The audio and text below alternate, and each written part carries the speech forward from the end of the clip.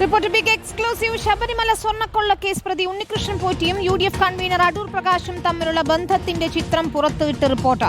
ബംഗളൂരുവിൽ വെച്ച് അടൂർ പ്രകാശും പോറ്റിയും കൂടിക്കാഴ്ച നടത്തുന്നതിന്റെ ചിത്രങ്ങളാണ് പുറത്തുവിട്ടത്. ഒപ്പമുണ്ടായിരുന്ന പോറ്റിയുടെ സുഹൃത്ത് സ്പോൺസർ രമേശ് റാവു അടൂർ പ്രകാശിന് സമ്മാനം നൽകുന്നത് ഈ ദൃശ്യങ്ങളുണ്ട്.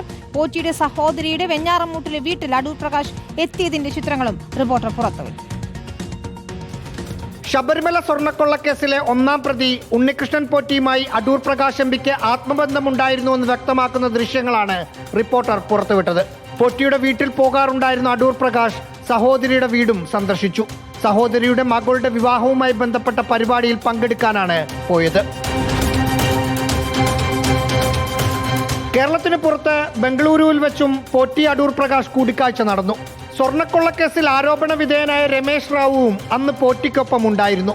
പോറ്റിയും രമേശ് റാവുവും അടൂർ പ്രകാശിന് സമ്മാനം നൽകുന്ന ദൃശ്യങ്ങളും റിപ്പോർട്ടറിന് ലഭിച്ചു. കവർ കൊണ്ട് തന്നു, സത്യാവസ്ഥയാണ്. ആ കവറിനകത്ത് തന്നത് എന്തോ ഡേറ്റ്സോ അങ്ങനെയുള്ള ഏതോ സാധനമാണ് തന്നത്. എനിക്കറിയില്ല രമേശ് ബാബു ഏതാണെന്ന് എനിക്കറിയില്ല. മുമ്പ് പോറ്റിയുമായുള്ള ബന്ധത്തെക്കുറിച്ച് ചോദിച്ചപ്പോൾ യാദൃശ്ചിക പരിചയം മാത്രമേ ഉള്ളൂ എന്നായിരുന്നു അടൂർ പ്രകാശിന്റെ മറുപടി. ആ വാദം റദ്ദ് ചെയ്യുന്നതാണ് ഇന്ന് റിപ്പോർട്ടർ പുറത്തുവിട്ട ചിത്രങ്ങൾ. തിരുവനന്തപുരത്ത് നിന്ന് റഹീസ് റഷീദ്, റിപ്പോർട്ടർ.